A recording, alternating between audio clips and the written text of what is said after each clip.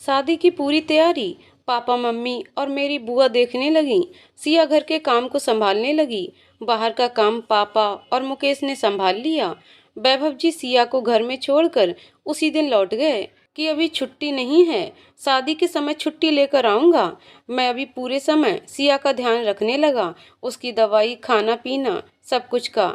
मेरी शादी का सुन कुछ ही दिनों बाद मोहित भी ग्वालियर आ गया।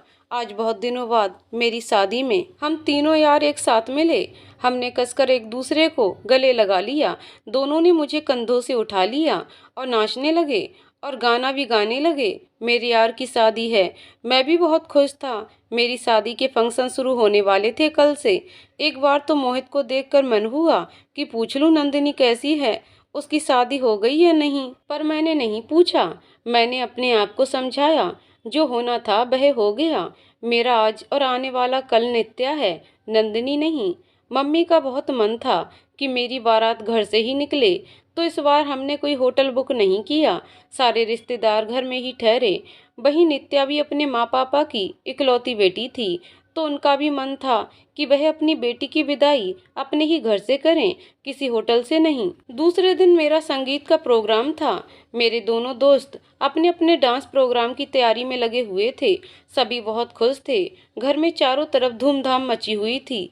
सिया की शादी के बाद आज घर में ऐसा माहौल था, और फिर मेरी भी इस घर की आखिरी शादी थी। मैंने मुकेश और मोहित को अपने कमरे में अपने साथ ही रुकवा लिया। सारे रिश्तेदार घर में ही ठहरे हुए थे।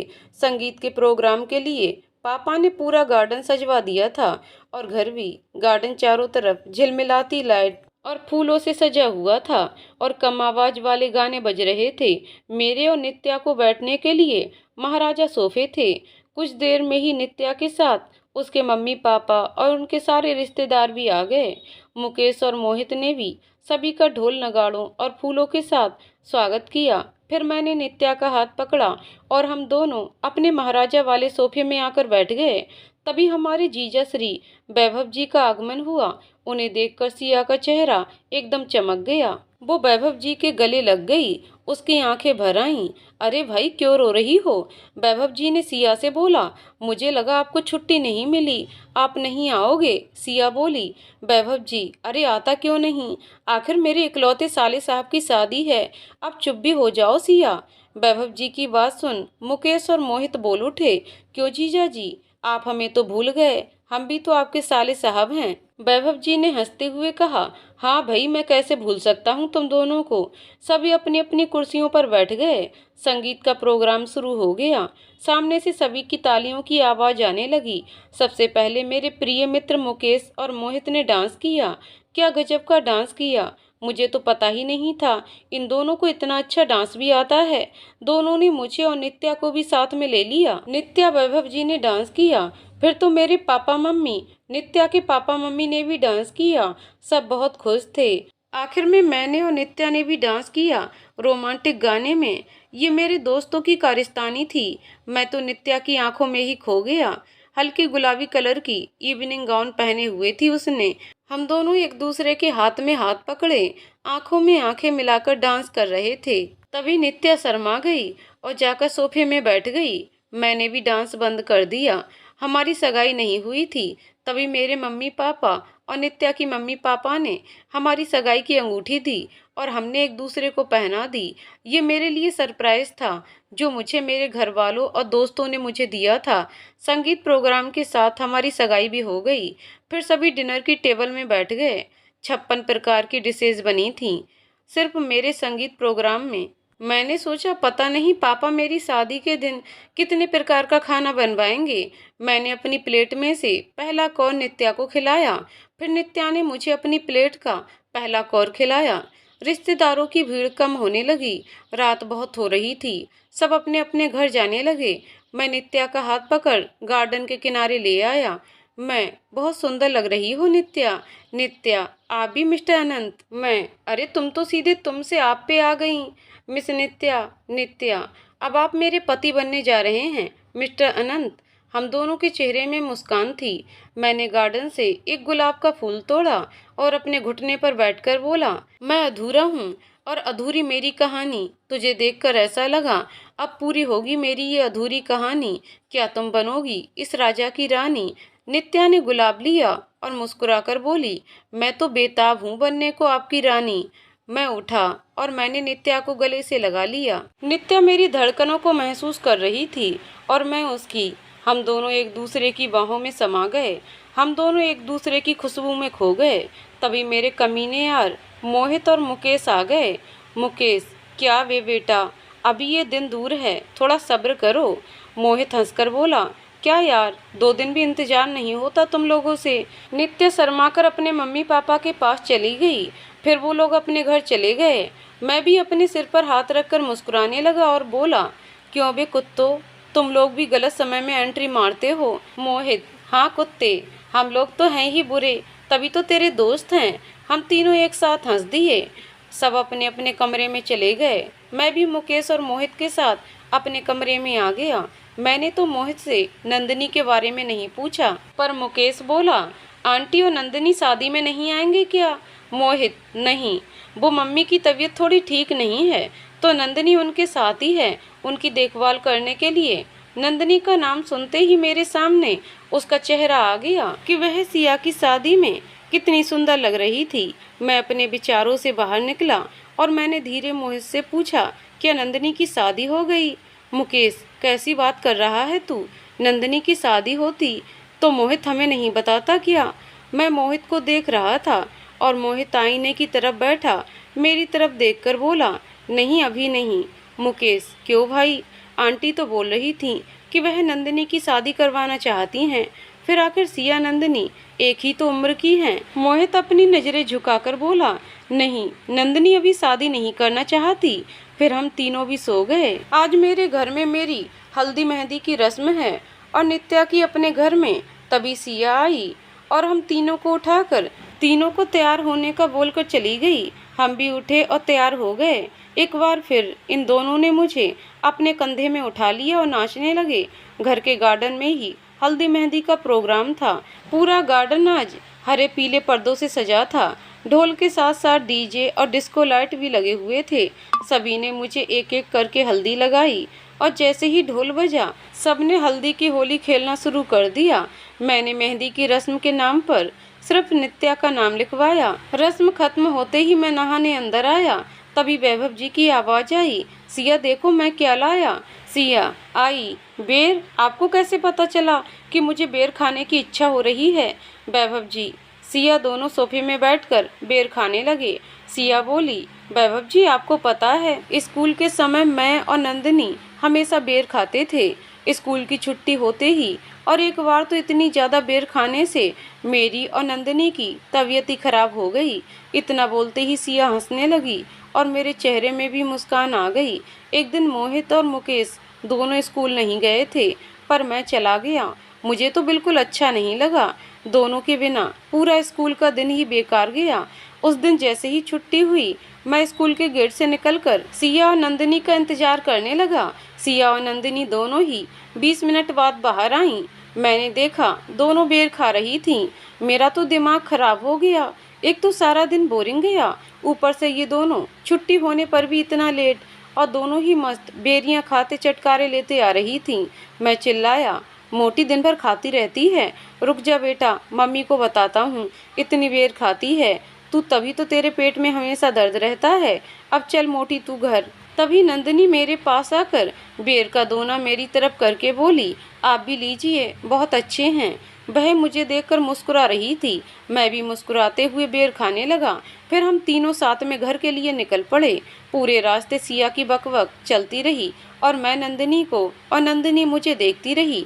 पता ही नहीं चला हम कब अपने मोहल्ले पहुंच गए। नंदिनी को देखते देखते मैं एक खम्बे से जा भिड़ा। तभी मुझे देखकर दोनों जोर से हंस पड़ी और यहाँ मैं भी जोर से हंस पड़ा। मेरी हंसी की आवाज़ सुनते ही सिया बोली, क्या हुआ भाई, इतने जोर से क्यों हंस रहे हो? उसकी आवाज़ से मैं अपने अतीत से बाहर आया और बोला, कुछ नहीं, बस ऐसे ही। मैं नहाकर बाहर आ गया। दूसरे दिन सभी लोग बारात में जाने के लिए तैयार होने लगे। मैंने भी गोल्डन क्रीम कलर की शेरवानी पहनी हुई थी। तीनों ही, मैं, मोहित और मुकेश, स्मार्ट लग रहे थे। हम तीनों ने एक साथ में एक सेल्फी भी ली। मैंने अपने आप को आईने में देखा। मुझे फिर एक बार नंदिनी का चेहरा अपनी तस्वीर में परछाई जैसा दिखा। तभी मुकेश ने मुझे धक्का दिया और बोला, क्या भाई अपने आप को ही देखता रहेगा कि भाभी को भी लेने जाएगा? मोहित, चल भाई, सब इंतजार कर रहे हैं, बारात लेकर जाना भी है या नहीं? सिया ने मेरी नज़र उतारी। मैं जाकर बग्गी में बैठ गया। बारात निकली। सब जोरों शोरों से नाचने लगे। पटाखे फूट रहे थे, ढोल बज रहे थे। मैं भी बग्गी के ऊपर बैठकर पूरा आनंद ले रहा था। नित्या के घर आते ही उसके सारे रिश्तेदार बारात का स्वागत करने के लिए खड़े थे। मुकेश, मोहित, पापा और वैभव जी, बाकी सारे मेरे रिश्तेदार अभी भी पूरे जोश में नाच रहे थे। फिर नित्या के कजन भाइयों ने मुझे बग्गी से उतारा। सारे बारातियों का फूल माला, रेशमी कश्मीरी शॉल और गुलाब का फूल देकर स्वागत किया गया। एंट्री गेट में दो खूबसूरत सजी धजी लड़कियां खड़ी थीं, जो सभी पर इत्र छिड़क रही थीं। फिर मेरी वहीं पर द्वारचार की पूजा करवाई गई। पूजा के बाद मैं मुकेश और मोहित के साथ स्टेज में आ गया। नित्या का घर पूरा रंगीन लाइट से सजा हुआ था। गार्डन के पेड़ पौधों की ऐसी सजावट जैसे पेड़ पौधों में सोने की पत्तियां लगी हों। हर तरफ मसाले जल रही थीं। एक तरफ डिस्को लाइट के साथ डांस हो रहे थे, तो दूसरी तरफ डिनर का इंतजाम था। थोड़ी देर बाद नित्या भी अपनी बहनों और सहेलियों के साथ स्टेज पर आ गई।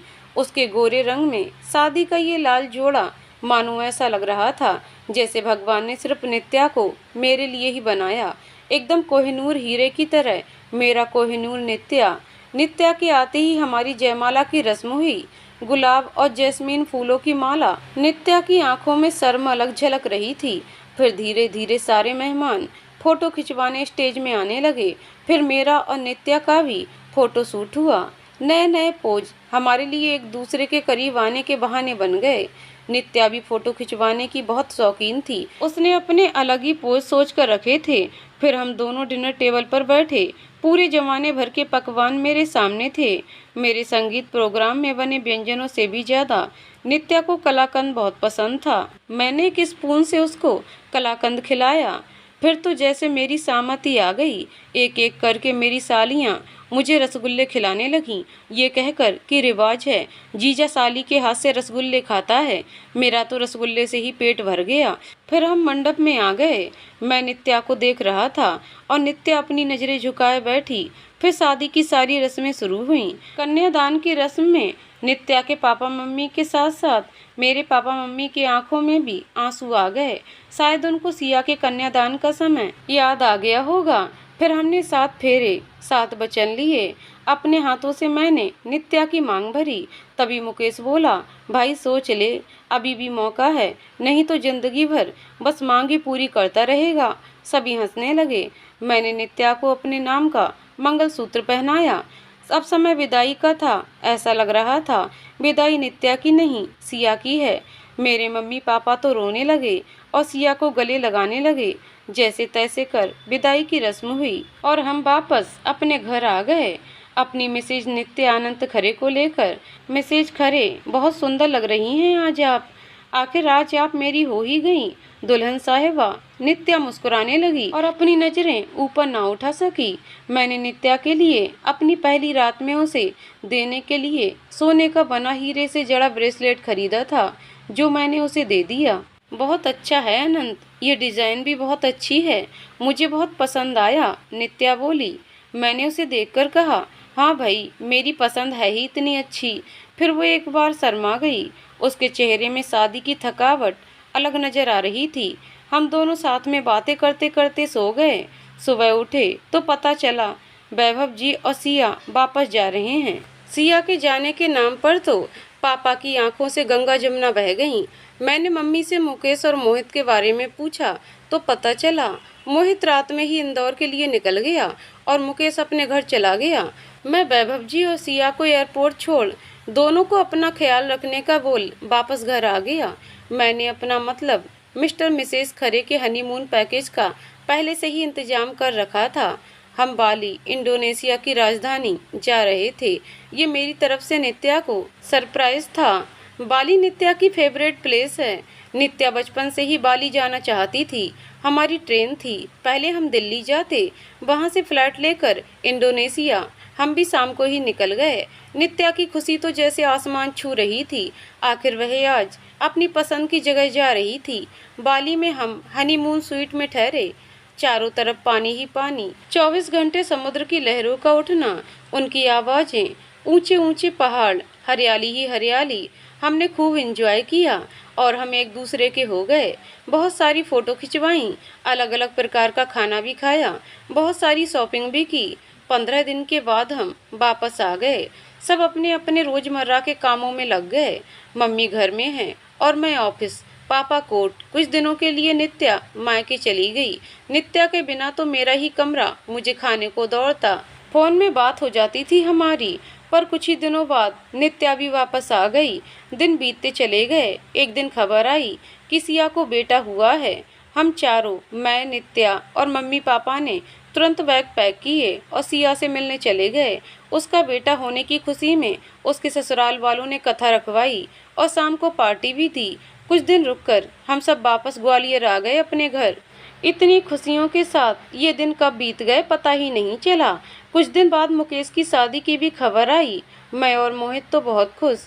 हम दोनों ने मिलकर मुकेश की शादी में खूब मज़े किए। मोहित और मुकेश ने मुझे मेरी शादी में जितना सताया था, मैंने अपना पूरा बदला लिया। मुकेश से अब सिर्फ मोहित बचा था। मुकेश की भी तो लव मैरिज हुई थी नेहा के साथ, पर हमारे मोहित महाशय जी से तो आज तक कोई लड़की नहीं पटी थी। ये कहा जाए उसे कोई पसंद ही नहीं आई। मुकेश की शादी के फंक्शन में ही पता चला कि मोहित भी अब जल्द ही घोड़ी चलने वाला है। मैं और मुकेश दोनों ही बड़े बेताब थे मोहित की पत्नी को देखने के लिए। आखिर वो कौन लड़की है जिसने मोहित का दिल चुरा लिया। हम दोनों ने ही अपने अपने ऑफिस में छुट्टी ली और निकल पड़े अपनी पत्नियों के साथ इंदौर के लिए। मोहित ने पहले से ही हमारे लिए रेलवे स्टेशन में कार भिजवा दी थी। हम इंदौर रेलवे स्टेशन पहुंचे और कार में बैठ होटल आ गए। मोहित को देखते ही मैंने और मुकेश ने उसको गले लगा लिया। फिर मोहित होटल में हमें कमरे दिखाने ले जाने लगा। मुकेश की नज़र नंदिनी पर पड़ी। वह चिल्लाया, अरे नंदिनी। अपना नाम सुनते ही नंदिनी ने मुकेश की तरफ देखा। नंदिनी का नाम सुनते ही मैं भी एकदम से पीछे की ओर पलटा।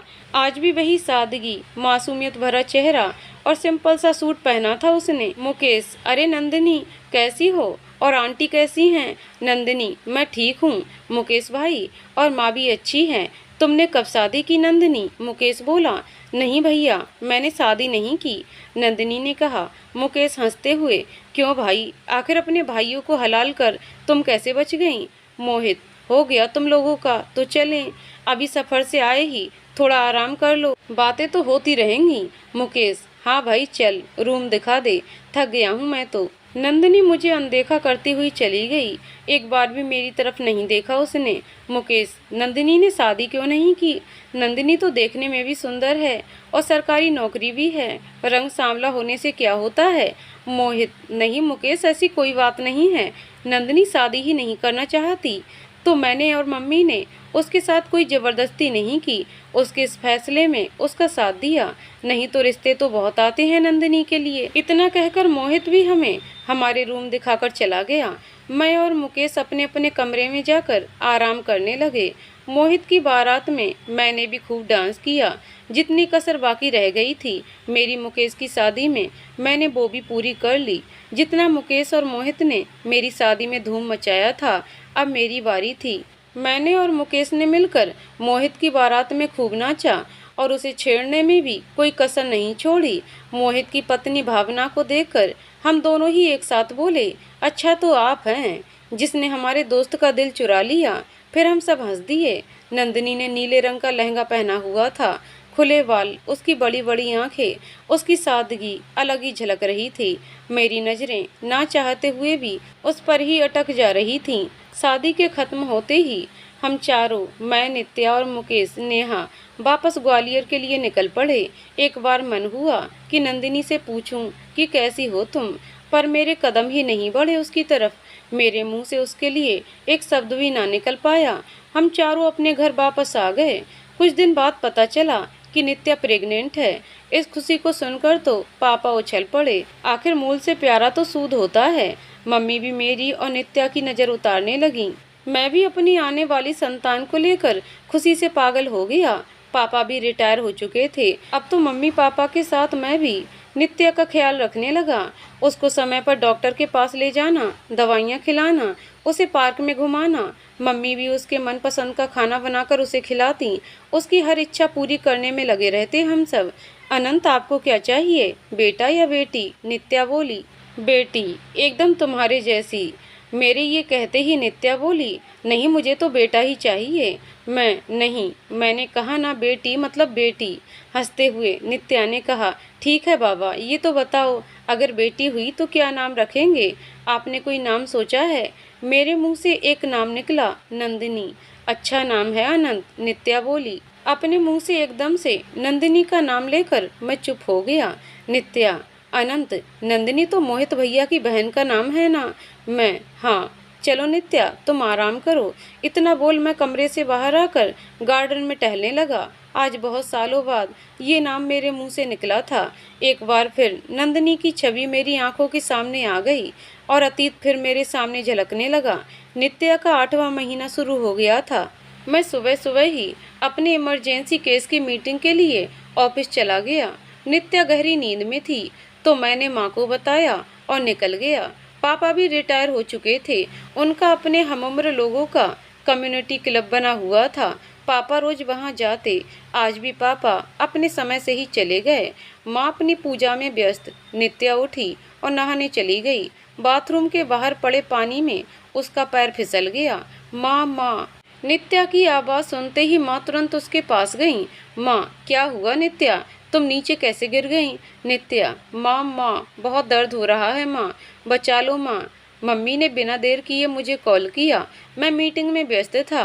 मैंने कॉल नहीं उठाया और डिस्कनेक्ट कर दिया। माँ बार बार कॉल लगाती रही पर मैं अपने सीनियर के सामने उनका कॉल नहीं उठा पाया। माँ ने तुरंत पापा को फ़ोन किया और उनका फ़ोन घर में ही बजने लगा। उफ, ये भी मोबाइल घर में ही छोड़कर चले गए। क्या करूं अब मैं? वैभव बेटा को फ़ोन लगाती हूँ।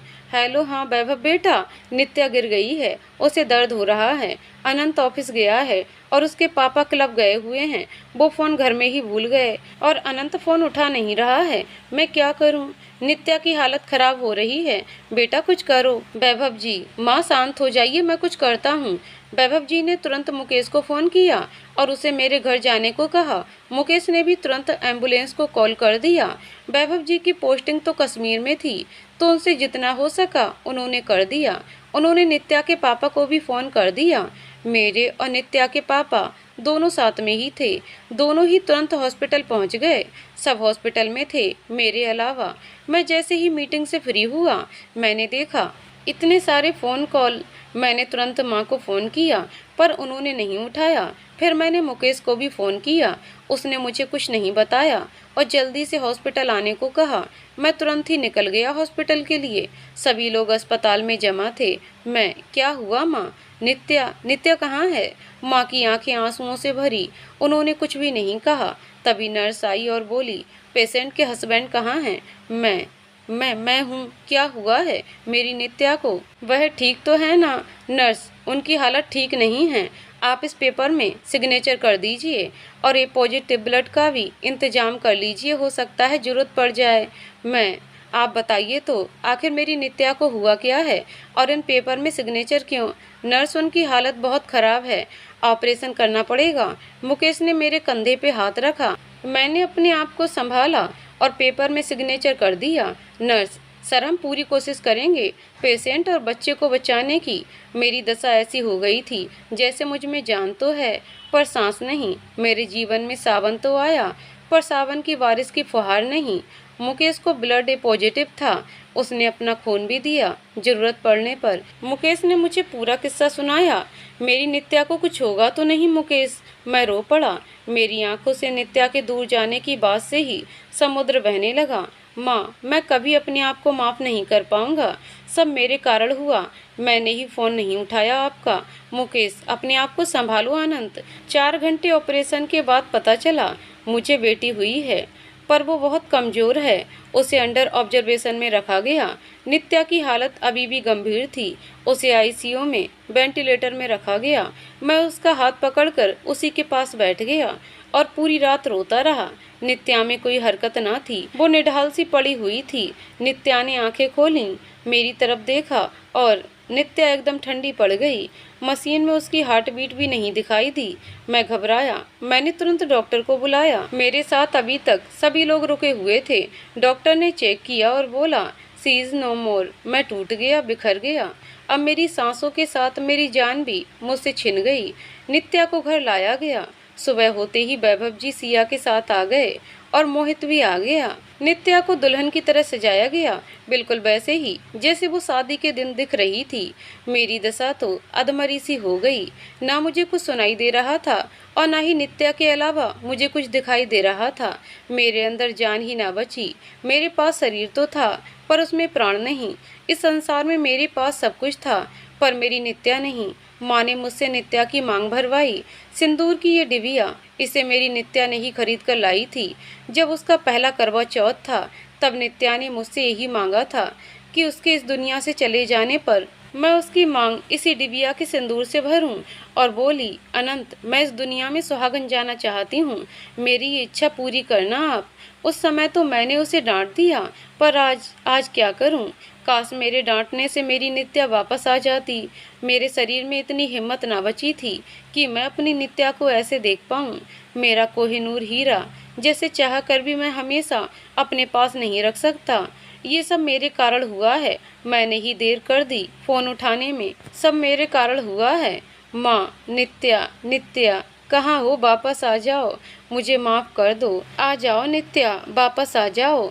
मुकेश और मोहित ने मुझे संभाला और हम मुक्तिधाम चल दिए। नित्या को अग्नि देते हुए मेरे हाथ कपकपा गए। कैसे कर दी मैंने इतनी बड़ी गलती? मैं क्यों नहीं समय पर माँ का फ़ोन उठाया? पर मेरा जीने का क्या मतलब? मेरी नित्या मुझे छोड़कर जा चुकी है। मेरी बेटी की हालत भी सुधरी नहीं। उसे भी 15 दिन तक अंडर ऑब्जर्वेशन में ही हॉस्पिटल में रखा गया। नित्या की 13वीं के बाद धीरे धीरे सारे लोग चले गए। मोहित और मुकेश भी। वैभव जी की भी छुट्टी खत्म हुई और वह भी वापस चले गए। सिया कुछ दिन के लिए अपने बेटे के साथ यहीं रुक गई। 15 दिन बाद हम सब मेरी बेटी को घर ले आए। नित्या की परछाई, उसकी आंखें, उसकी छोटी सी नाक, छोटे छोटे हाथ पैर, बिल्कुल मेरी नित्या का दूसरा जन्म हो जैसे। मैं तो बिखर कर रह गया। ऑफिस जाने में भी मन ना लगता। घर में माँ पापा सिया तो रहते, तब भी मुझे मेरा घर ही काटने को दौड़ता। सिया भी कितने दिन यहाँ रुकती। 1 महीने बाद वह भी अपने घर चली गई। मेरी बेटी की पूरी जिम्मेदारी माँ पर आ गई। घर के साथ साथ अब माँ मेरी बेटी को भी संभालने लगी। नित्या की यादें, उसकी बातें, उसकी हंसी आज भी मेरे अंदर, मेरे कमरे में समाई हुई है। उसकी खुशबू आज भी मैं महसूस करता हूँ। धीरे धीरे ही सही मेरी जिंदगी की गाड़ी पटरी पर आने लगी। 6 महीने बाद अचानक एक दिन मुकेश का फोन आया और बोला, मोहित की माँ बहुत सीरियस हैं, हमें जल्दी इंदौर के लिए निकलना पड़ेगा। हम दोनों ही दूसरे दिन इंदौर के लिए निकल गए और सीधे अस्पताल पहुँचे। मोहित के पास अस्पताल में मोहित के साथ उसके मामा मामी थे और नंदिनी। मोहित की आंखें आंसुओं से भरी हुई थीं और नंदिनी की आंखों में आंसुओं की बारिश हो रही थी। मैं मोहित को गले लगाकर बोला, क्या हुआ है आंटी को? मोहित, हार्ट अटैक। मैं, कुछ नहीं होगा आंटी को, तुम हिम्मत रखो। नंदिनी अंदर अपनी माँ के साथ आईसीयू में बैठी हुई थी। उनका हाथ पकड़कर बहुत देर बाद आंटी ने आंखें खोलीं और अंदर से ही मुझे देखने लगी। मुझे लगा जैसे वह मुझे अपने पास बुला रही हूँ, पर मुझे क्यों? मैंने मोहित को उठाया और कहा, अंदर जाओ, आंटी शायद तुझे बुला रही हैं। मोहित के साथ मैं और मुकेश दोनों ही अंदर चले गए। आंटी ने मुझे देखा और पास आने का इशारा किया। मैं आंटी के पास गया। उन्होंने मेरा हाथ नंदिनी के हाथ पर रख दिया और चली गई हमेशा के लिए। नंदिनी तुरंत ही बेहोश होकर गिर पड़ी और मोहित भी वहीं टूट गया और नीचे बैठकर रोने लगा। मैंने नंदिनी को पकड़ा और उसे बाहर ले आया। मुकेश ने मोहित को संभाला। हम सब मोहित के घर आए और आंटी का पूरे रिवाज के साथ देह संस्कार किया गया। मैं और मुकेश कुछ दिन मोहित के घर में ही रुक गए। घर में सिर्फ 5 लोग थे। मैं, मुकेश, मोहित, भावना और नंदिनी। नंदिनी हमेशा अपने कमरे में ही रहती, बाहर ही नहीं आती। उसका खाना पीना ना के बराबर ही था। 1-2 दिन हो गए थे, पर मेरे मन में एक प्रश्न अभी भी था कि आखिरी समय में आंटी ने मेरा हाथ नंदिनी के हाथ में क्यों रखा। मैं, मोहित, क्या मैं तुझसे कुछ पूछ सकता हूँ? हाँ पूछो, क्या बात है? मोहित बोला। मैं, आखिरी समय में आंटी ने मुझे बुलाकर मेरा हाथ नंदिनी के हाथ में क्यों रखा? मोहित, मुझे नहीं पता। मैं, नहीं तुझे पता है, बता मुझे, ऐसा क्यों किया उन्होंने? तुम मुझसे कुछ छिपा रहे हो। भावना और मुकेश एक दूसरे को देख मेरी तरफ देखा। मैंने मुकेश की तरफ देखा तो उसने अपनी नजरें नीची कर लीं। मैंने मुकेश से पूछा, क्या तुझे कुछ पता है? मुकेश ने कुछ ना कहा। वह बोला, अनंत तू अंदर जा, नंदिनी को तेरी जरूरत है। जब से आंटी गई हैं उसने सही से कुछ खाया पिया भी नहीं है। भावना ने मुझे जूस का गिलास थमाया और नंदिनी का कमरा दिखा दिया। मैं जूस का गिलास लेके उसके कमरे के अंदर गया। नंदिनी अपने बेड से टिककर नीचे जमीन पर बैठी हुई थी। उसे मेरे उसके कमरे में आने का पता ना चला। नंदिनी के पास जाकर मैं उसी के पास नीचे बैठ गया। मैंने उसके कंधे पे हाथ रखा। नंदिनी मुझे देख बिलक बिलक कर रो पड़ी। कहने लगी, मेरा कोई ना रहा अब इस दुनिया में, आप भी चले गए मेरी जिंदगी से, और माँ भी। पापा तो पहले ही हमें छोड़कर चले गए, और अब माँ भी। मैं अब कैसे जीऊँगी और किसके लिए जीऊँ? मैं भी उसको चुप करा था। वो मुझसे लिपट गई और जोर जोर से रोने लगी। मुझे नहीं जीना, मैं अकेली नहीं जी पाऊंगी। मुझे मेरी माँ चाहिए, मुझे मेरी माँ के पास जाना है। मैं भी नंदिनी को समझाते हुए बोला, नंदिनी ऐसा क्यों कहती हो? मोहित है, भावना है, तुम्हारे भैया भाभी तो हैं तुम्हारे पास, कोई कहीं नहीं गया है, सब यहीं हैं। नंदिनी संभालो अपने आप को। जैसे तैसे मैंने नंदिनी को चुप कराया और जूस पिलाकर उसे बेड पर लिटा दिया और वहीं उसके पास बैठ उसके सिर पर अपने हाथों से उसके सिर को सहलाने लगा। धीरे धीरे वह शांत होकर सो गई। मैं कमरे से बाहर आ गया। मुकेश, मोहित और भावना तीनों ही सोफे में बैठे हुए थे। तीनों की नजरें मेरी तरफ थीं। मैं, मोहित मुझे कुछ बताओगी तुम? आखिर आंटी ने मेरा इतना कहते ही मोहित बोला, नंदिनी की शादी के लिए बहुत से रिश्ते आए, पर उसने कभी किसी को पसंद नहीं किया, क्योंकि वो तुझे पसंद करती थी बचपन से ही। नंदिनी ना तो तुझे पहले भूल पाई थी और ना ही आज। एक दिन माँ की जिद करने पर नंदिनी ने मुझे और माँ को बता दिया कि वो तुझे पसंद करती है। आज से नहीं बल्कि बचपन से माँ खुश थी कि नंदिनी को कोई और नहीं तू पसंद है। मुझे तो तेरे और नित्या के बारे में सब कुछ पता था, पर मैं माँ और नंदिनी के सामने कुछ बोल नहीं पाया। कुछ दिन बाद तेरा फोन आया और पता चला कि सिया की शादी है। माँ और नंदिनी दोनों ही बहुत खुश थीं कि सिया की शादी होते ही माँ तेरे मम्मी पापा से नंदिनी और तेरे रिश्ते की बात करेगी। पर सिया की शादी में आंटी अनंत की माँ ने सभी को नित्या और तेरी शादी का बता दिया। नंदिनी का दिल टूट गया। माँ भी शांत हो गई। हम वापस इंदौर आ गए। माँ ने और मैंने नंदिनी को बहुत समझाने की कोशिश की, पर वो किसी से भी शादी करने के लिए नहीं मानी। आखिरकार मैंने और माँ ने हार मान ली। हमने निश्चय किया कि अब हम नंदिनी से कभी भी शादी का जिक्र नहीं करेंगे। फिर मेरी भी शादी हो गई। माँ को नित्या के जाने के बारे में पता था। शायद वो यही चाहती थी कि अब तू और नंदिनी। इतना कहकर मोहित चुप हो गया। मैंने मुकेश की तरफ देखा और पूछा, क्या तुझे सब पता था? तू सब जानता था? मुकेश ने हाँ में गर्दन हिला दी। हमारी ट्रेन का समय हो गया था। मैं और मुकेश दोनों वापस ग्वालियर आने के लिए निकल पड़े। मैं अपनी सोच में गुम था। एक तरफ नित्या की यादें थी तो दूसरी तरफ नंदिनी और उसका प्यार, उसका अकेलापन। नित्या, उसने अपना जितना समय दिया मुझे, अपना पूरा प्यार लुटा दिया मुझ पर। और नंदिनी, जो मुझे बचपन से चाहती थी, आज तक नहीं भूल पाई, आज भी मुझे ही चाहती है। मुकेश, अनंत तू मोहित की बात पर जरा सोचना।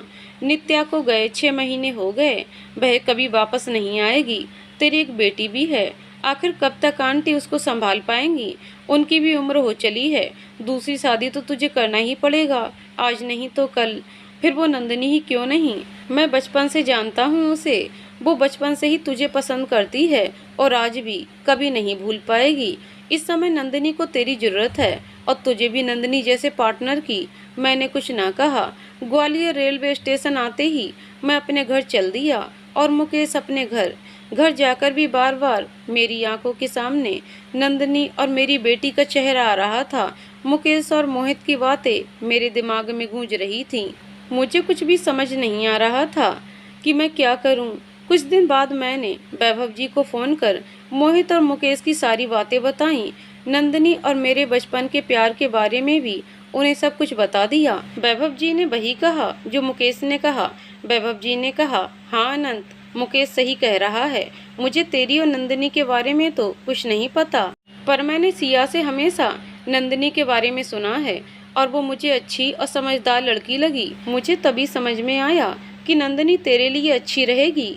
वैभव जी की बात सुन मैंने भी नंदनी के बारे में सोचा। कुछ दिनों की छुट्टी लेकर मैं वैभव जी और सिया के घर चला गया। मैं सुबह सुबह ही सिया के घर पहुंचा। सिया मुझे देखकर चौंक गई। मैंने उसे गले लगाया और अंदर आ गया। सिया, भाई आप यहाँ कैसे? मैं बस मोटी तुझसे मिलने का मन किया तो आ गया।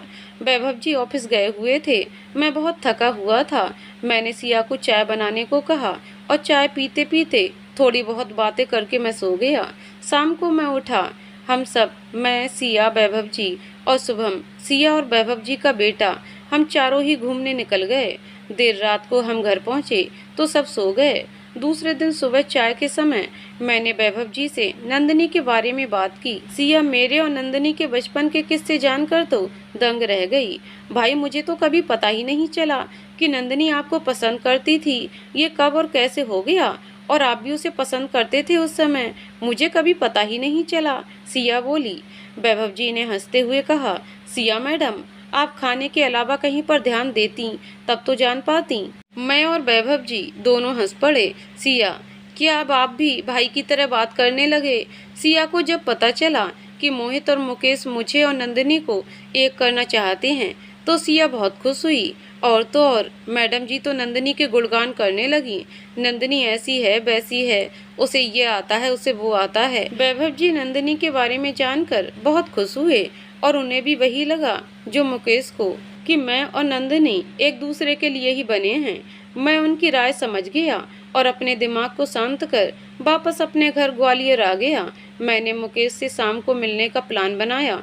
शाम को हम दोनों ही कॉफ़ी कैफ़े में मिले। मैंने उसे अपने और वैभव जी के बीच की सारी बातें बता दी। मुकेश भी खुश हुआ कि वैभव जी भी उसके साथ हैं। मैंने भी मुकेश के सामने नंदिनी को अपना जीवन साथी बनाने की बात मान ली। अब ये बात मैं मोहित और भावना से कैसे करूं, समझ ही नहीं आया। अब मेरा मन शांत था और मैं खुश भी था कि मेरे जीवन में स्थिरता आने वाली है। कुछ दिन बाद मैंने मोहित को फ़ोन किया। मोहित कैसा है तू? मोहित, अच्छा हूँ भाई, तू बता। मैं भी अच्छा हूँ। कुछ बात करनी थी तुझसे। मोहित, हाँ बोल। नंदिनी कैसी है? मोहित, वह भी अच्छी है, पहले से बेहतर। मैंने जो तुमसे कहा था उस बारे में सोचा है। मैं चाहता हूँ कि मैं और नंदिनी हमेशा के लिए एक हो जाएं। मोहित, अरे ये तो बहुत अच्छी बात है। फिर तू आजा अपने मम्मी पापा के साथ यहाँ। मैं भी मामा मामी को बुला लूँगा तो सब बड़े मिलकर डिसाइड कर लेंगे कब क्या करना है। हाँ बिल्कुल। मोहित का कॉल रखते ही मैंने मुकेश को फ़ोन किया और बोला, यार अब मम्मी पापा से बात करेगा कौन? मुकेश, हाँ यार ये बात तो तेरी सही है, अंकल से कौन बात करेगा? अरे अपने जीजा जी कब काम आएंगे? हाँ बिल्कुल, अब तो प्यारे जीजा जी ही मेरी नैया पार लगाएंगे। चल अच्छा भाई, रखता हूँ, तूने तो सारी प्रॉब्लम सॉल्व कर दी। मुकेश, ठीक है बाय। मैंने तुरंत ही वैभव जी को फ़ोन किया और कहा, नमस्ते जीजा जी। वैभव जी, क्या बात है, आज मुझे इतनी इज्जत और प्यार। वो क्या है ना, आप बड़े हैं और घर में आप ही हैं जो मेरे और नंदिनी के बारे में बात कर सकते हैं पापा से। आप तो पापा को जानते हैं। वैभव जी, अच्छा जी, तो ये बात है। हाँ वैभव जी, फिर नंदिनी पंडित है और मैं कायस्थ। वैभव जी, हाँ ये तो सच कह रहे हो, पापा को इससे प्रॉब्लम तो हो सकती है, फिर क्या किया जाए? अनंत बाबू, आप पापा से बात कर सकते हैं, प्लीज मेरे लिए एक बार पापा से बात करिए ना। वैभव जी हंसते हुए, ठीक है, समय मिलते ही मैं उनसे बात करता हूँ। आखिर मेरे साले साहब के जीवन की बात है।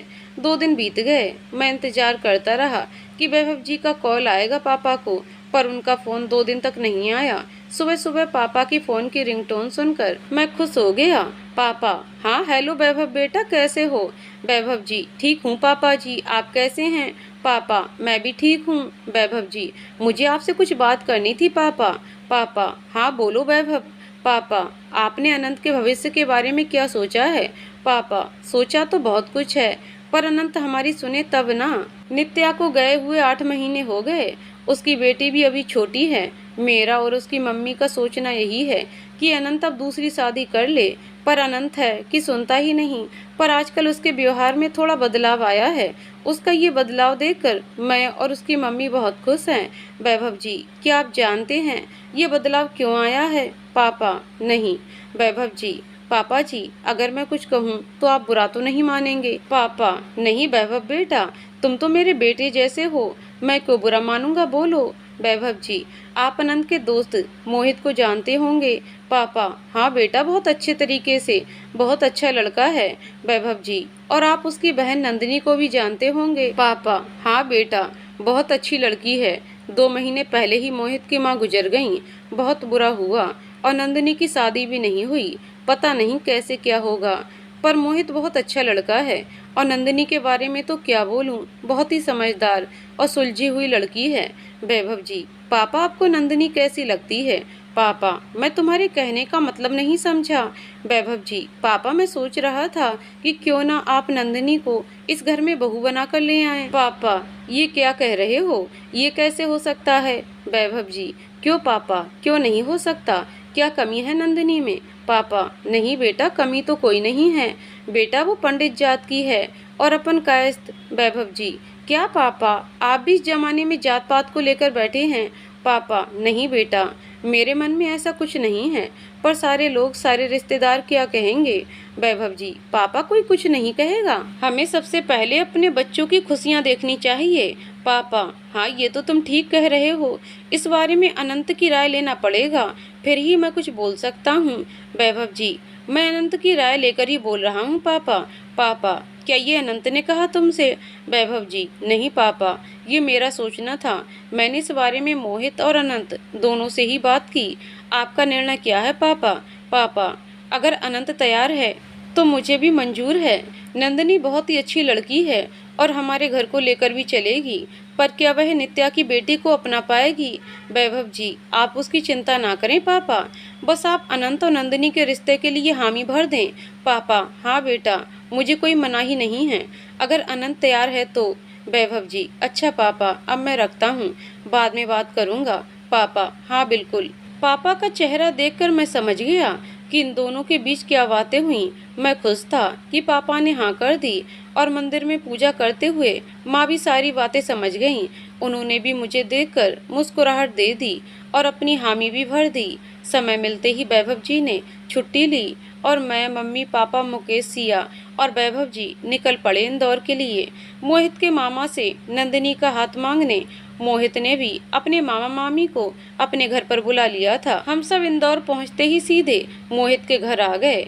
भावना ने हम सबका स्वागत किया। सबके चेहरों में खुशी अलग झलक रही थी, पर नंदिनी के मामा मामी के चेहरे कुछ और ही बता रहे थे।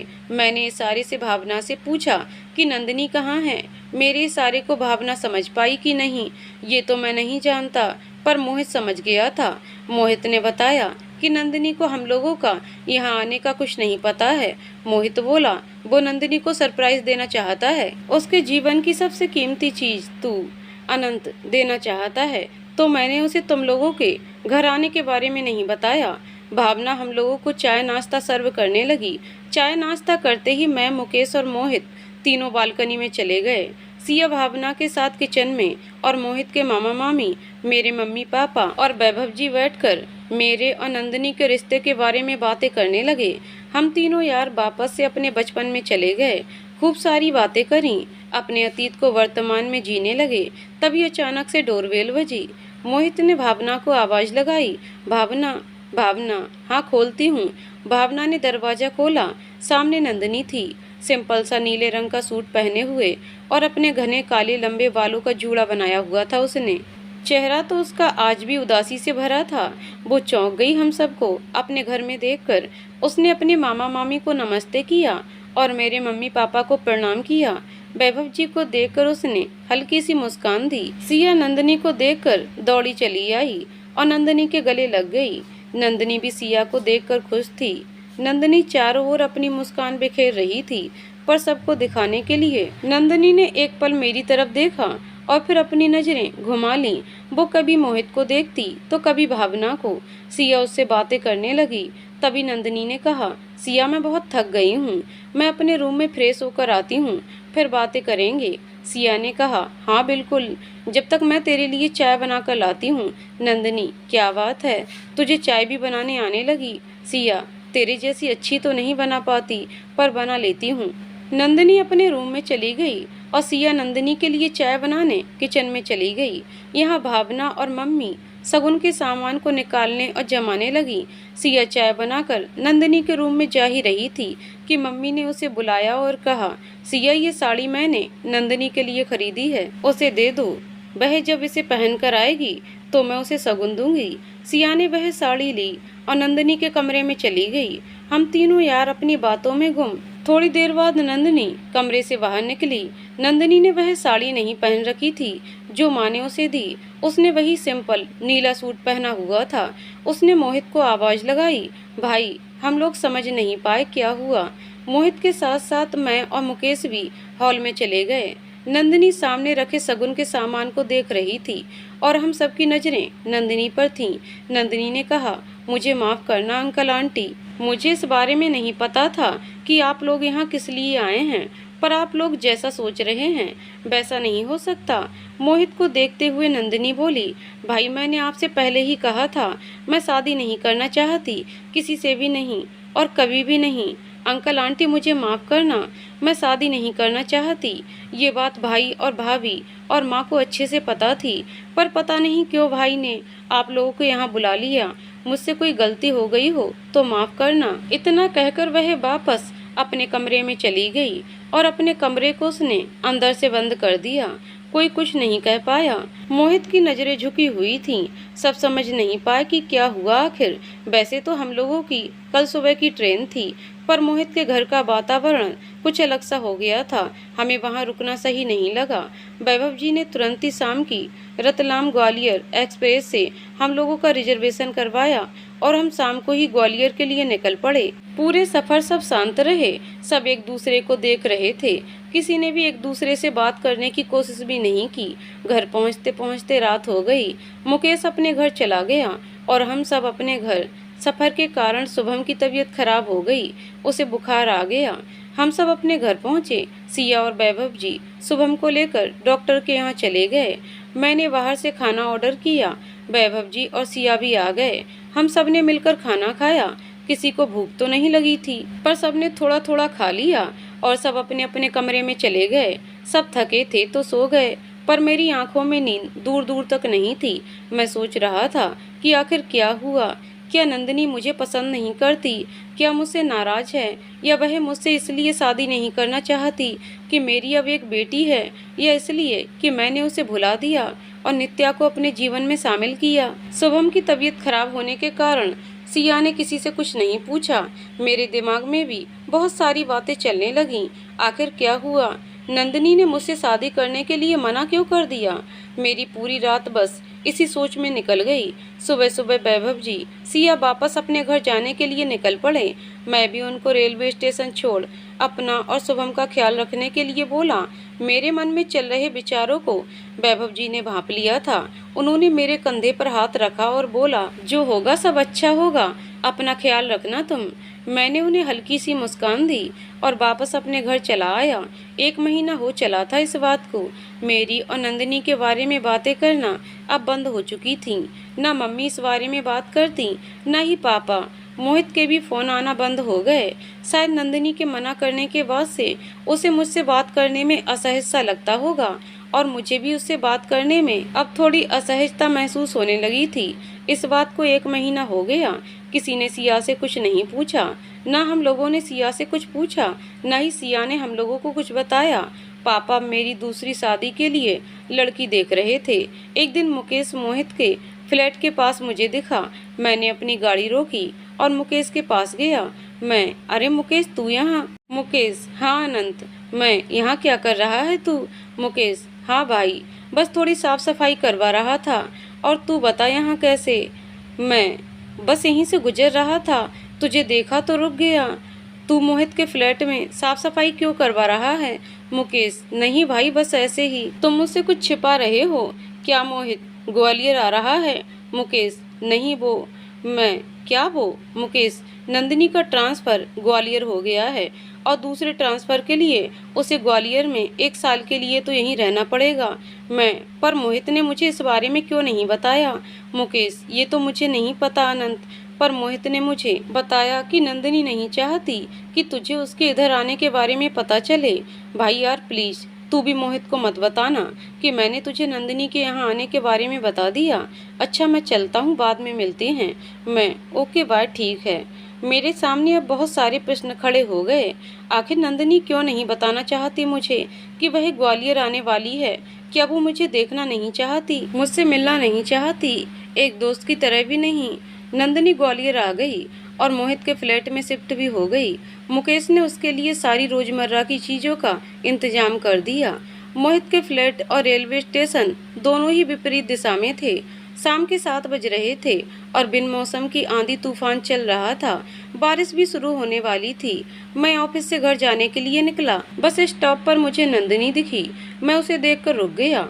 मैंने अपनी कार से ही नंदिनी को आवाज लगाई। नंदिनी, शायद उसने सुना नहीं।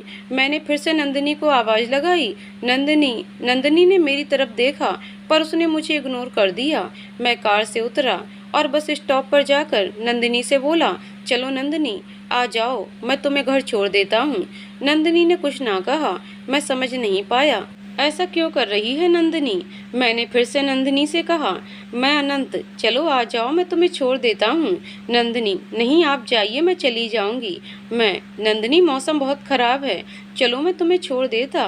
नंदिनी, नहीं मेरी बस आती ही होगी, मैं चली जाऊंगी, आपको मेरी चिंता करने की जरूरत नहीं है। मैंने नंदिनी से कहा, आखिर तुम्हें क्या प्रॉब्लम है मेरे साथ कार में बैठने में? नंदिनी ने कुछ नहीं कहा और उसी टाइम बस आ गई और वो बस में बैठकर चली गई। मैं भी अपनी कार से बस के पीछे पीछे चला। मोहित की सोसाइटी आते ही नंदिनी बस से उतरी और अपने फ्लैट में चली गई। मैं अपने घर आ गया। इत्तेफाक से मेरे और नंदिनी के ऑफिस जाने आने का समय एक ही था। मैं रोज उसको ऑफिस आते जाते बस स्टॉप में देख लेता, पर नंदिनी मुझे देखती ही नहीं। एक दिन मैं वहीं बस स्टॉप से कुछ दूर नंदिनी के आने का इंतजार कर रहा था। आज वह बहुत देर से आई, जिस कारण उसकी बस छूट गई। वह बस स्टॉप पर खड़ी दूसरी बस के आने का इंतजार करने लगी। दूसरी बस 1 घंटे बाद आती। मैं वहीं खड़ा सोचने लगा, क्यों ना मैं एक बार फिर कोशिश करूं नंदिनी से बात करने की। तभी कुछ लड़के नंदिनी को छेड़ने के लिए आ गए। मैंने अपनी बाइक खड़ी की और नंदिनी की तरफ चल पड़ा। मुझे वर्दी में देखकर वह लड़के भाग निकले। मैं नंदिनी का हाथ पकड़कर उसे अपने साथ लाने लगा। नंदिनी ने मेरा हाथ झटक दिया और कहा, छोड़िए मुझे, आप कौन होते हैं मुझे इस तरह से पकड़ने वाले? मैं, नंदिनी मैं अनंत, तुम्हारे बचपन का दोस्त। और इतना बोल मैं चुप हो गया। नंदिनी, दोस्त किसके? आप मेरे कोई नहीं, चले जाइए यहाँ से, मुझे परेशान मत करिए। मैं, नंदिनी ये एरिया सेफ नहीं है और आज बस स्टॉप में कोई भी नहीं है। दूसरी बस 1 घंटे के बाद आएगी। चलो मैं तुम्हें छोड़ देता हूँ, तुम क्यों नहीं मानती मेरी बात? नंदिनी, मुझे किसी की जरूरत नहीं, आप जा सकते हैं। मैं, तुम मेरे साथ ऐसा क्यों करती हो? तुम मुझे दोस्त भी नहीं समझती। नंदिनी, दोस्त? दोस्त का मतलब भी जानते हैं आप? आपके दोस्त आपके समय और ज़रूरतों के अनुसार बदलते रहते हैं। जैसे जैसे बस के आने का समय हो रहा था, लोग बस स्टॉप पर आते जा रहे थे। सभी मुझे और नंदिनी को देखने लगे। मैं, आखिर तुम चाहती क्या हो? तुम्हें मेरे साथ चलने में परेशानी क्या है कि अब तुम और मैं दोस्त नहीं? नंदिनी, नहीं, ना आप पहले कभी दोस्त थे मेरे और ना ही आज हो। प्लीज चले जाइए, मुझे परेशान मत कीजिए। मैं, नहीं, आज मैं नहीं जाने वाला, अपने सारे सवालों के जवाब लेकर रहूंगा। इतने में नंदिनी की बस आ गई। नंदिनी बस में चढ़ने लगी। मैंने उसका हाथ पकड़ लिया और बोला, जब तक तुम मेरे सवालों का जवाब नहीं दोगी मैं तुम्हें कहीं नहीं जाने दूंगा। मैंने नंदिनी का हाथ पकड़कर अपनी बाइक तक उसे ले आया। मैं, बैठो। नंदिनी, मुझे नहीं आता बाइक में बैठना। मैं, क्या तुम कभी किसी के साथ बैग पर नहीं बैठी? नंदिनी, नहीं, मैं ठीक है। मैंने नंदिनी को एक हाथ मेरे कंधे पर रखने को कहा। उसने सूट पहना हुआ था। वो वन साइड पैर करके बैठ गई। फिर उसने अपना हाथ मेरे कंधे पर से हटा लिया। मैं बैग चलाने लगा। नंदिनी को बैग में बैठकर डर लग रहा था। थोड़ी देर से ही सही, उसने फिर से मेरे कंधे पर अपना हाथ रख दिया। एक कॉफ़ी शॉप में मैंने बाइक रोकी। हम दोनों उतरे। नंदिनी के चेहरे में बाइक में बैठने का डर अभी देख पा रहा था मैं। नंदिनी ने कहा, ये आप कहाँ ले आए? प्लीज आप मुझे घर छोड़ दीजिए। मुझे यहाँ के रास्ते नहीं पता हैं। आज मैं अपने सारे सवालों का जवाब लेके रहूँगा। चलो कॉफ़ी शॉप में चलकर बात करते हैं। नंदिनी, नहीं, मुझे कहीं नहीं जाना। मैं आपसे कोई बात नहीं करना चाहती हूँ। मैं ये नहीं कहता कि तुम मुझे ये बताओ कि तुमने शादी के लिए क्यों मना किया, पर तुम मुझे ये तो बता सकती हो कि तुम मेरे साथ ऐसा बिहेव क्यों कर रही हो। तुम्हारा ट्रांसफ़र ग्वालियर हुआ, तुम ग्वालियर में शिफ्ट हो गई। मोहित ने मुझे बताया ही नहीं। तुमने या मोहित ने बात करने की कोशिश भी नहीं की मुझसे। क्यों नंदिनी? नंदिनी, आप कोई नहीं होते मुझसे इतना सब पूछने वाले, और न ही मैं आपकी गुलाम हूँ कि मैं आपके सारे सवालों का जवाब दूँ। आप मुझे छोड़ रहे हैं या नहीं? मैंने कहा, नहीं, बिल्कुल भी नहीं। मुझे आज सारे जवाब चाहिए। नंदिनी, क्या सवाल हैं आपके? पूछिए। आज मैं भी तो देखूं आप और किस हद तक गिर सकते हैं। अनंत जी, ये क्या कह रही हो नंदिनी? मेरे ऐसे कोई सवाल नहीं हैं। बस मैं ये जानना चाहता हूँ, तुम मेरे साथ ऐसा व्यवहार क्यों कर रही हो? नंदिनी चिल्लाते हुए बोली, क्योंकि मैं आपको पसंद नहीं करती, क्योंकि मैं आपको अपना दोस्त नहीं मानती। क्यों नहीं? हम बचपन के दोस्त हैं। क्या तुम भूल गई? नंदिनी, बचपन के दोस्त आप भूल गए, मैं नहीं। बचपन की दोस्ती क्या होती है पता भी है आपको। आप भूल गए, पर मुझे सब कुछ याद है। मेरा पहला प्यार, जो मेरी आंखों की भाषा समझ जाता था। मुझे कुछ कहने की जरूरत ही नहीं पड़ती थी। मुझे इस बात का दुख कि आप मेरा प्यार भूल गए, बल्कि आप तो मुझे ही भूल गए। और अब आपको दोस्ती याद आ रही है। आखिरी बार इंदौर शिफ्ट होने से पहले मैं और भाई आपके घर आए थे। मैं आपसे बहुत कुछ कहना चाह रही थी, पर सबके होते मैं कुछ नहीं कह पाई। पर आप तो उस समय मेरी आंखों को देखकर समझ गए थे। फिर भी आपने एक बार भी मुझसे बात करने की कोशिश ही नहीं की। आपका फ़ोन तो आता था, पर सिर्फ मोहित भाई से बात करने के लिए। आपने कभी ये जानने की कोशिश ही नहीं की कि मैं कैसी हूँ। मैं ये नहीं कहती कि आप मुझसे प्यार नहीं करते या करते थे उस समय। मैं कहती हूँ कि आप मेरी दोस्ती को भी भूल गए।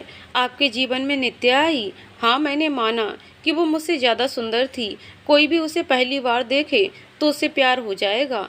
आपके और नित्या के बारे में जानकर मुझे बुरा लगा, पर मैं संभल गई। शायद नित्या आपका पहला और सच्चा प्यार थी। अब आपके जीवन में नित्या नहीं है। अब आपको मेरी याद आई। बिना मुझसे पूछे आप मेरे ही घर रिश्ता लेकर आ गए।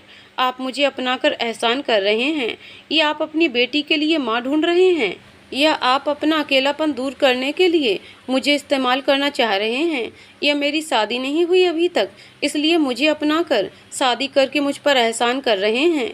नंदिनी बोलती रही। मैं चुपचाप उसकी सारी बातें सुनता रहा। कॉफ़ी शॉप में बैठे सारे लोग बाहर आकर मेरी और नंदिनी की बातें सुनने लगे। नंदिनी ने अपने अंदर का सारा गुस्सा निकाल दिया। नंदिनी ने अपनी बात कही और टैक्सी पकड़ अपने घर चली गई। मेरे अंदर इतनी हिम्मत नहीं थी कि मैं उसे रोक पाऊँ या उसके सवालों का जवाब दे पाऊँ। मैं वापस अपने घर आ गया। टिंग टोंग, घर की डोरबेल बजी। मैं अपने रूम में था। आज बारिश बहुत तेज हो रही थी, तो पापा भी क्लब नहीं गए और मैं भी ऑफिस नहीं जा पाया। माँ ने दरवाज़ा खोला। सामने नंदिनी थी, पूरी भीगी हुई। नंदिनी को देखकर पापा हॉल में बैठे थे, खड़े हो गए। मुझे लगा शायद इतनी देर हो गई, किसी ने दरवाज़ा खोला नहीं। मैं भी अपने रूम से बाहर निकल आया। हम तीनों ही नंदिनी को देख रहे थे। माँ ने नंदिनी से पूछा, नंदिनी तुम यहाँ? नंदिनी कुछ बोलती कि उसे छींक पर छींक आने लगी। मैं तुरंत टॉवल लेकर आया और नंदिनी की ओर बढ़ा दी। माँ ने टॉवल नंदिनी को उड़ा दी और उसे अंदर ले गई। माँ ने नित्या के कपड़े नंदिनी को दिए और खुद किचन में जाकर नंदिनी के लिए चाय बनाने लगी। मैं और पापा हॉल में ही बैठे रहे। कुछ देर बाद मैं अपने रूम में गया। नंदिनी ने नित्या का सूट पहना हुआ था। उसके गीले खुले बाल सुंदर लग रहे थे। मेरी बेटी सो रही थी। नंदिनी एकटक मेरी बेटी को मुस्कुराते हुए निहार रही थी। नंदिनी की नज़र मुझ पर पड़ी और नंदिनी मुझे देखकर बेड से उठ गई और बाहर हॉल में आ गई। माँ नंदिनी के लिए चाय बना लाई। हम सब हॉल में बैठ गए। माँ ने पूछा, नंदिनी तुम अचानक यहाँ? नंदिनी ने कहा, हाँ आंटी, एक्चुअली मेरा ट्रांसफ़र ग्वालियर हो गया है। कुछ दिन पहले ही मैं यहाँ ग्वालियर शिफ्ट हुई हूँ। आज बहुत मन कर रहा था कि अपना पुराना घर देखा हूँ, तो मैं बस यहाँ अपना पुराना घर देखने आई थी। तभी अचानक बहुत तेज बारिश शुरू हो गई। मैं किसी को जानती भी नहीं थी, तो मैं यहाँ आ गई। आपको कोई परेशानी तो नहीं हुई? मम्मी, नहीं नहीं बेटा, परेशानी कैसी? ये तो अच्छी बात है कि तुमने हमें अपना समझा और यहाँ आ गई। चलो ये चाय पी लो, तुम्हें अच्छा लगेगा और छींक भी बंद हो जाएगी। जब बारिश रुक जाएगी तो अनंत तुम्हें छोड़ आएगा। अभी कहाँ रह रही हो? नंदिनी, मैं मोहित भैया के फ्लैट में।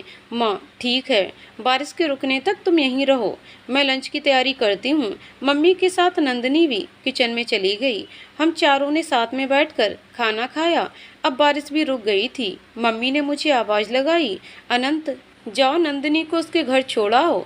मैं नंदिनी की ओर देख हाँ में जवाब दिया और अपनी बाइक की चाबी लेकर बाहर आ गया। थोड़ी देर बाद नंदिनी भी आ गई। फिर मुझे याद आया कि नंदिनी बाइक में कंफर्टेबल नहीं होती। मैं वापस घर गया और मैंने कार की चाबी ली। नंदिनी मेरे बगल की सीट में बैठी और मैं कार चलाने लगा। काफ़ी देर तक दोनों ही शांत थे। ना मैंने कुछ बोला और ना ही नंदिनी ने। मैंने ही बात करना शुरू किया। मैंने नंदिनी से पूछा, नंदिनी तुमने कभी गाड़ी चलाना क्यों नहीं सीखी? नंदिनी, कभी जरूरत ही नहीं पड़ी। इंदौर के घर से रेलवे स्टेशन पास में था तो पैदल ही चली जाती थी। फिर नंदिनी ने कहा, अनंत मुझे माफ़ कर दीजिए, शायद मैं उस दिन कुछ ज़्यादा ही बोल गई। मैंने मुस्कुराते हुए नंदिनी से कहा, नहीं नंदिनी, तुम्हारी कोई गलती नहीं। इतने में नंदिनी की सोसाइटी भी आ गई, उतरी और जाने लगी। मैं उसे देखता रहा। नंदिनी फिर वापस आई और उसने कहा, अनंत अगर आप चाहें तो ऊपर चल सकते हैं चाय पीने के लिए।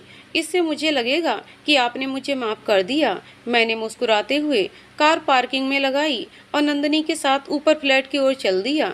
नंदिनी ने दरवाज़ा खोला। मैं जैसे ही अंदर गया, फ्लैट का पूरा नक्शा ही बदला हुआ था। जब हम तीनों यार यहाँ आते थे तब तो ये फ्लैट खंडर सा लगता था, पर आज तो पूरी काया पलट दिखी। चारों तरफ नंदिनी की बनाई हुई पेंटिंग्स लगी हुई थी। उसने बहुत अच्छे से घर को सजाया हुआ था। नंदिनी ने मुझे पानी दिया और चाय बनाने किचन में चली गई। मैं पूरे घर को देखता हुआ बालकनी में आ गया। नंदिनी को भी अपनी माँ की तरह अलग अलग रंग के गुलाब लगाने का शौक है। उसने भी सभी रंग के गुलाब के पौधे लगा रखे थे। कुछ ही देर में नंदिनी चाय लेकर आ गई।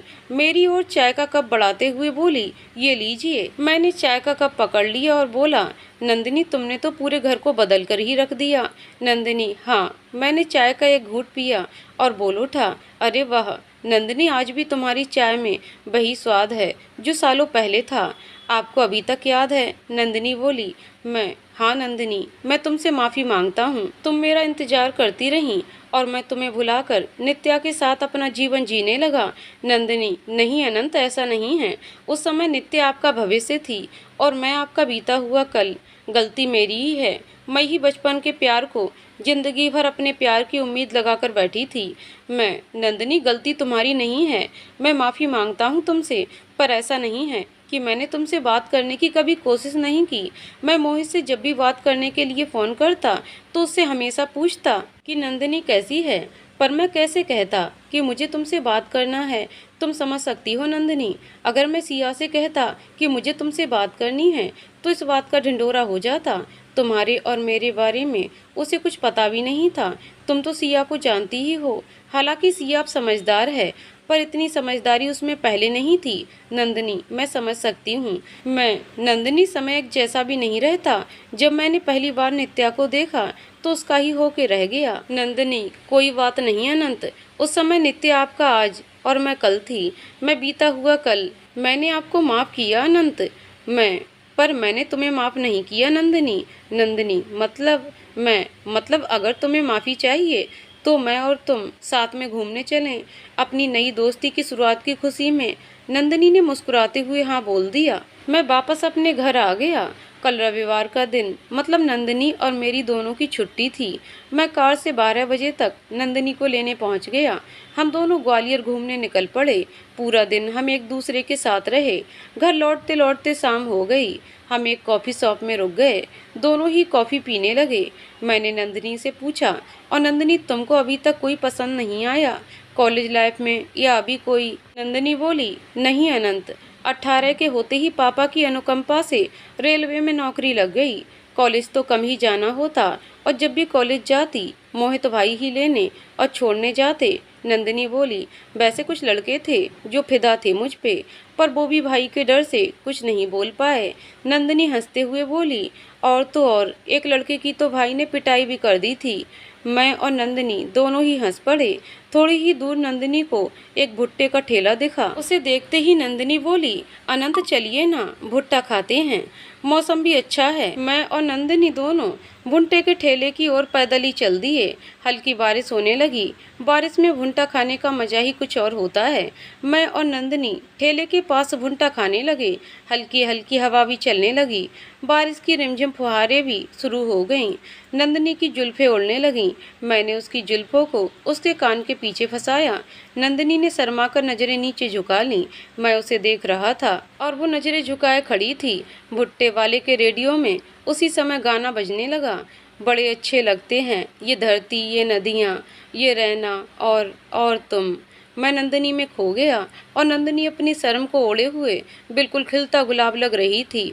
फिर हम अपनी कार में आ गए। मैंने उसे उसके फ्लैट में छोड़ा और अपने घर आ गया। अब हमारी मुलाकातें बढ़ने लगीं। अब मैं पहले नंदिनी को ऑफिस छोड़ता, फिर मैं ऑफिस जाता। रोज शाम को भी हम दोनों एक साथ में बाइक में छोटी सी लॉन्ग ड्राइव पर जाते, और नंदिनी को घर छोड़ मैं अपने घर आ जाता। हम एक दूसरे को जानने समझने लगे। हमारी दोस्ती एक नए सिरे से शुरू हो गई। शायद मेरे दिल में भी नंदिनी के लिए प्यार के बीज फूटने लगे। चलो नंदिनी, जल्दी चलो, हॉस्पिटल चलना है।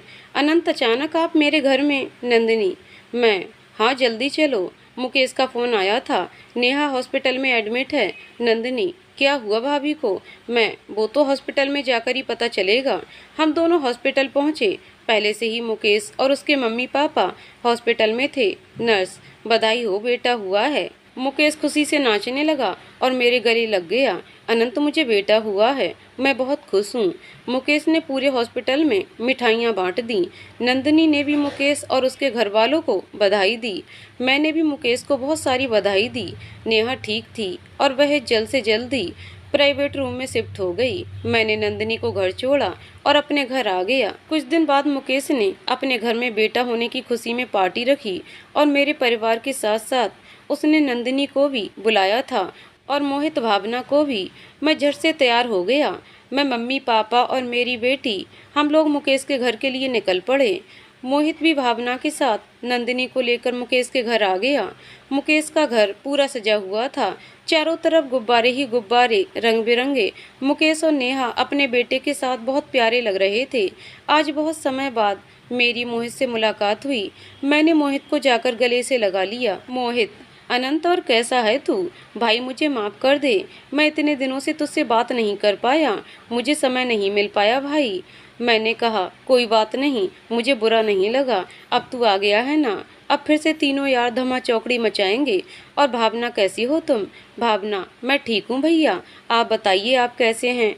मैं भी ठीक हूँ। क्या बात है मोहित, आने वाली खुशी अब तेरे घर की है मतलब?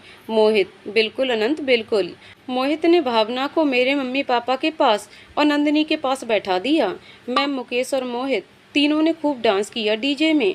मैं नंदिनी के पास आया और नंदिनी का हाथ पकड़कर डांस फ्लोर पर ले आया। हम दोनों एक दूसरे को देख रहे थे शर्माई हुई नज़रों से। नंदिनी कभी मुझे देखती तो कभी नज़रें नीचे झुका लेती। पार्टी खत्म होते ही मोहित, भावना और नंदिनी अपने घर चले गए, और मैं अपने दूसरे दिन मोहित और भावना को इंदौर के लिए निकलना था। मैं भी उससे मिलने रेलवे स्टेशन पहुंच गया, और नंदिनी भी आ गई। मोहित के साथ मुकेश भी आ गया। उन दोनों को हमने रेलवे स्टेशन से विदा किया। मैं, नंदिनी, मैं छोड़ दूँ तुम्हें? नंदिनी, हाँ मैं अभी आती हूँ।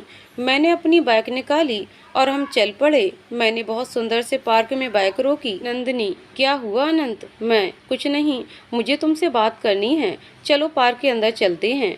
मैंने बाइक को पार्किंग में लगाया। मैं और नंदिनी का हाथ पकड़कर हम दोनों पार्क के अंदर आ गए।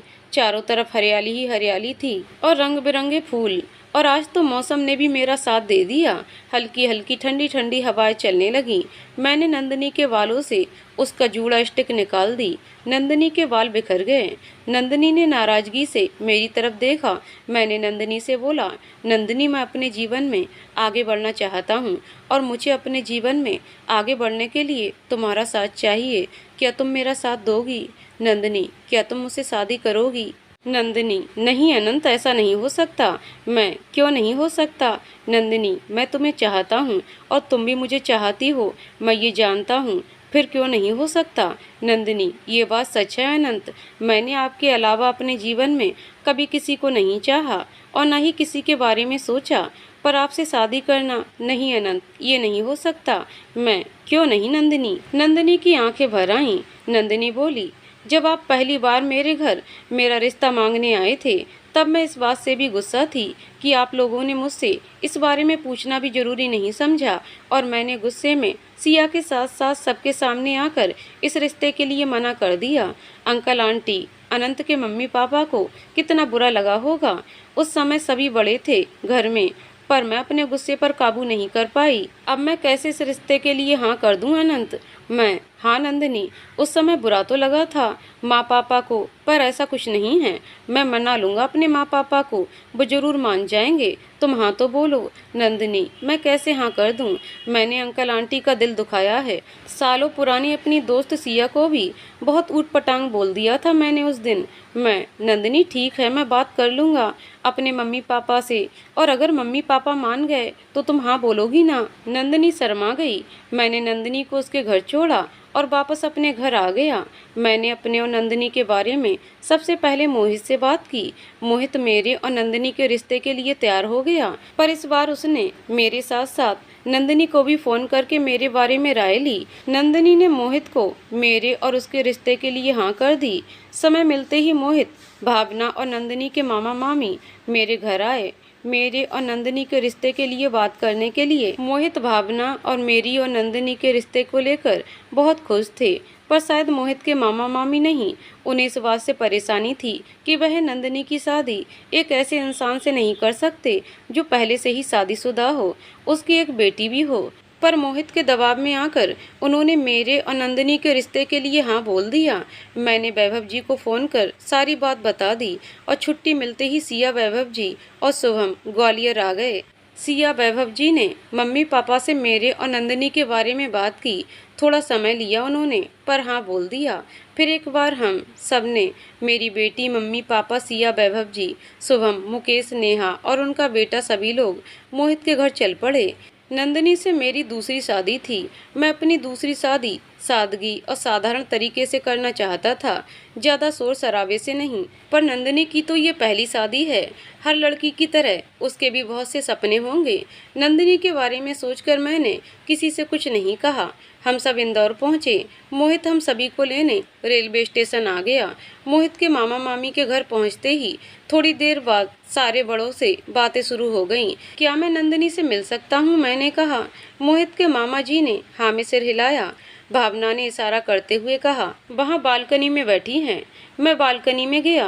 नंदिनी बालकनी में खड़े बाहर गार्डन में लगे फूलों को देख रही थी। मैंने उससे कहा, क्या मैं यहाँ बैठ सकता हूँ? नंदिनी ने कहा, हाँ, और चाय का कप मेरी तरफ बढ़ा दिया। मैंने कहा, नंदिनी, अब मैं अकेला नहीं हूँ, मेरे साथ मेरी बेटी भी है। क्या तुम जितना मुझे चाहती हो उतना ही प्यार मेरी बेटी को दे पाओगी? नंदिनी नजरें झुकाए बैठी थी। मेरे इतना कहते ही वह बोली, आप ये क्या कह रहे हैं अनंत? मैंने आपको बचपन से चाहा है। आपके अलावा मैंने किसी के बारे में सोचा तक नहीं। आपकी बेटी में अगर नित्या का खून है तो क्या हुआ, आपका भी तो अंश है वो। मैं भले ही उसकी सगी माँ नहीं, पर उसकी माँ बनने की पूरी कोशिश करूंगी। उसे मैं अपने संस्कारों से पिरोऊंगी। मैंने नंदिनी का हाथ पकड़ा और कहा, थैंक यू नंदिनी, मेरे जीवन में आने के लिए। हम दोनों वापस हॉल में आ गए। जैसा मैंने सोचा था वैसा ही हुआ। ये नंदिनी की पहली शादी थी, तो उसके मामा मामी जोरों शोरों से उसकी शादी करना चाहते थे। उनकी बातें सुनते ही नंदिनी बोली, नहीं मामा जी, मैं अपनी शादी सादगी से करना चाहती हूँ, सिर्फ खास रिश्तेदारों के बीच मंदिर में शादी करना चाहती हूँ। उसकी बात सुन उसके मामा मामी ने थोड़ी नानुकुर की, पर मंदिर से शादी करने की बात से सहमत हो गए। मैंने नंदिनी की तरफ देखा कि कैसे आखिर मेरे बिना कुछ बोले। नंदिनी मेरे मन की बात समझ गई। मेरी भी मंदिर से ही शादी करने की इच्छा थी। माँ ने नंदिनी को शगुन देकर रिश्ता पक्का किया और शादी का मुहूर्त भी निकलवा लिया। हम सब ग्वालियर अपने घर आ गए। मोहित, भावना, नंदिनी और उसके मामा मामी के साथ उनके कुछ खास रिश्तेदार भी ग्वालियर आए। हम सब भी सही मुहूर्त में मंदिर पहुंच गए। हमारी शादी मंदिर से ही पूरे रीति रिवाज से संपन्न हुई। नंदिनी की विदाई करा के हम घर आ गए। मेरा घर एकदम दुल्हन की तरह सजा हुआ था। बाहर गार्डन में मैंने अपनी शादी के रिसेप्शन की पूरी तैयारी करवा रखी थी। सारे जान पहचान के लोग, रिश्तेदार सभी आ चुके थे। जैसे ही नंदिनी कार से उतरी, उस पर फूलों की बरसात होने लगी। नंदिनी, ये सब क्या है अनंत? मैं, जब तुम मेरे बिना कुछ कहे मुझे इतना समझ सकती हो, तो क्या मैं तुम्हारे लिए कुछ नहीं कर सकता? मैंने नंदिनी का हाथ थामा और स्टेज की तरफ ले जाने लगा। सारे मेहमानों ने हमारे पास आकर फोटोज खिंचवाई। एक बार फिर मेरे दोस्तों को जमकर डांस करने का मौका मिल गया। बहुत समय के बाद सबकी आंखों में इतनी खुशियां देखी मैंने। रिसेप्शन पार्टी खत्म होते ही माँ ने अपनी बहू नंदिनी का स्वागत किया। नंदिनी के घर के अंदर आते ही माँ ने मेरी बेटी नंदिनी के हाथों में सौंप दी और बोली, ये अब तुम्हारी जिम्मेदारी है बेटा। नंदिनी मेरी बेटी को अपनी गोद में लेके उसे चूमते हुए बोली, क्या नाम रखा है आपने इसका? माँ, बेटा अभी तक कोई नाम नहीं रखा, हम इसे छोटी कहकर ही बुलाते हैं। नंदिनी सिया की तरफ देखकर बोली, आखिर भतीजी का नाम रखना सिया तुम्हारा अधिकार है, तुमने कोई नाम सोचा है? तुम बुआ हो इसकी। सिया, नहीं नंदिनी, अब तुम ही बताओ कोई अच्छा सा नाम। तुम्हें जो नाम पसंद होगा मुझे भी वही पसंद है। नंदिनी ने मुस्कुराते हुए मेरी तरफ देखा और बोला, मेरी बेटी का नाम मैं रखूंगी, मेरी बेटी नित्या। मैं एकटक नंदिनी को निहारता रहा। अब मुझे उसके अंदर मेरी जीवन संगिनी के साथ साथ मेरी बेटी की माँ भी दिखाई दे रही थी। सभी अपने अपने कमरे में चले गए। नंदिनी मेरे रूम में अपना घूंघट डाले बेड पर बैठी हुई थी। मेरा पूरा कमरा लाल गुलाबी रंगों के गुलाबों से सजा हुआ था। मैंने नंदिनी का घूंघट उठाया। वो शर्माई सी अपनी नजरें नीचे करके बैठी रही। मैंने अपने हाथ से उसके चेहरे को ऊपर किया और उसे अपना लाया हुआ गिफ्ट दिया। नंदिनी को मेरा हार्ट शेप पेंडल और चेन बहुत अच्छी लगी। मुझे देखते ही नंदिनी की आंख भर आई। मैं, क्या हुआ? नंदिनी, कुछ नहीं, बस ऐसे ही। मैं मुस्कुराते हुए बोला, बोलो भी, अब तो तुम मेरी हो, जो मैं कहूँगा तुम्हें करना पड़ेगा।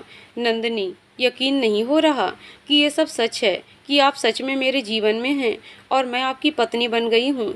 कितनी रातें मैंने आपको याद करके रोते हुए बिताई हैं।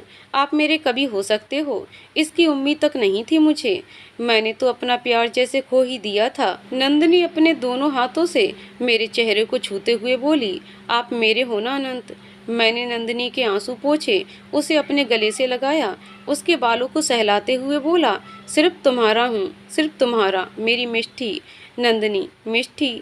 मैं, हाँ मेरी मिष्ठी, जिसने मेरे जीवन में ही नहीं बल्कि मेरी बेटी के जीवन में भी खुशियों की मिठास घोल दी।